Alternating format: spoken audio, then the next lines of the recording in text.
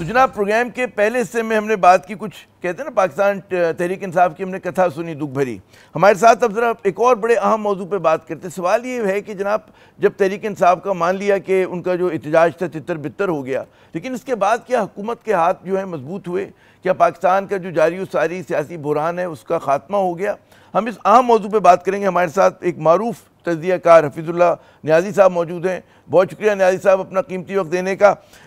मान लेते हैं कि जी मार्च बिल्कुल नाकाम हो गया, इसके बाद की आप क्या सूरत हाल देख रहे हैं? आप क्या समझते हैं कि पाकिस्तान में सियासी इस्तेहकाम आ जाएगा और हुकूमत अब चैन से हुकूमत कर सकेगी? जी बहुत बहुत शुक्रिया आमिर साहब।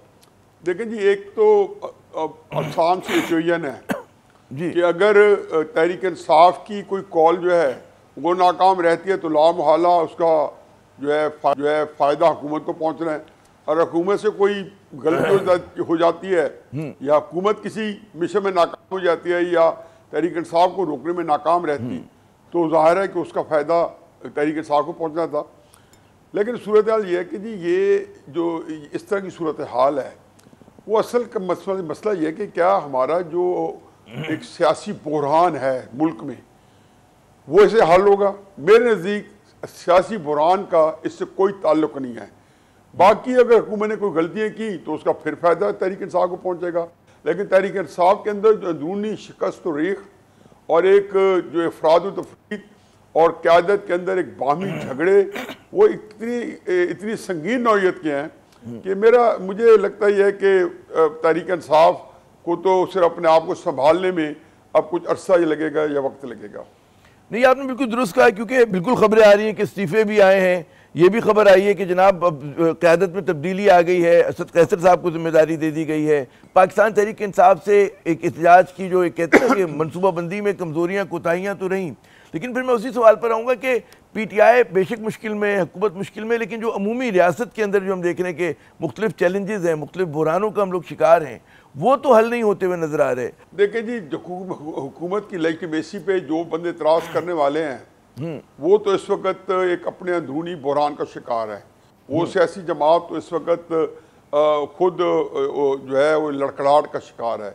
उसको सबसे पहले अपने सबको इकट्ठा करना है। मेरा ख्याल है कि तहरीक इंसाफ को हर लॉन्ग मार्च ने, हर बुहरान ने, हर धरने ने बहुत नुकसान पहुँचाया, लेकिन ये जो फाइनल कॉल थी इसके कुछ डायनेमिक्स ऐसे थे कि इसने नाकाबिले तलाफी नुकसान पहुँचाया है। और दूसरी बात यह है कि जो लेजिटिमेसी इलेक्शन की तो 2018 की भी नहीं थी।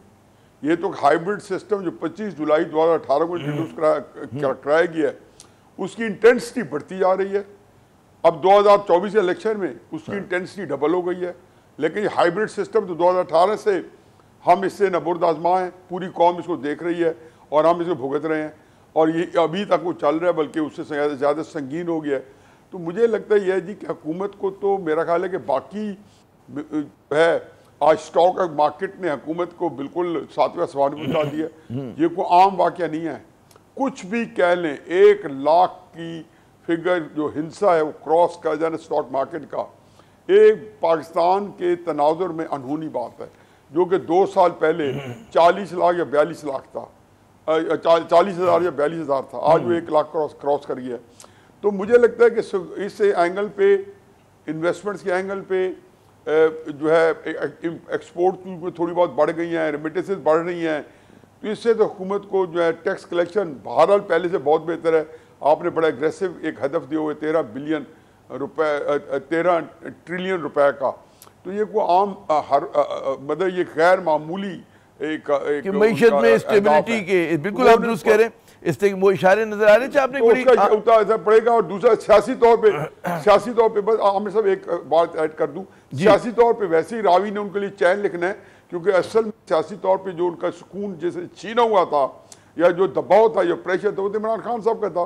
अगर इमरान खान साहब की सियासत के अंदर दमखम ना रहा तो जाहिर है कि उनको फिर उधर से ये भी आसूदी आ जाएगी सियासी मुआवजे। अच्छा, आपने नियाज़ी साहब एक बड़ा अहम नुक्ता उठाया कि नाकाबिले तलाफी नुकसान इस आखिरी पहुँचाया है, उसकी एक तो ज़रा सी वजाहत कर दें और हमें ये भी बताएं कि क्या मनसूबाबंदी में कहाँ गलती हुई PTI को आपके नज़दीक? क्या उनका मिस स्टेप था कि जिसकी वजह से आप ये कहने पर मजबूर हो गए कि जी नाकाबिले तलाफी नुकसान? जी पहली बात तो यह है कि नाकाबिले तलाफी नुकसान इसको तहरीक इंसाफ ने खुद बनाया है।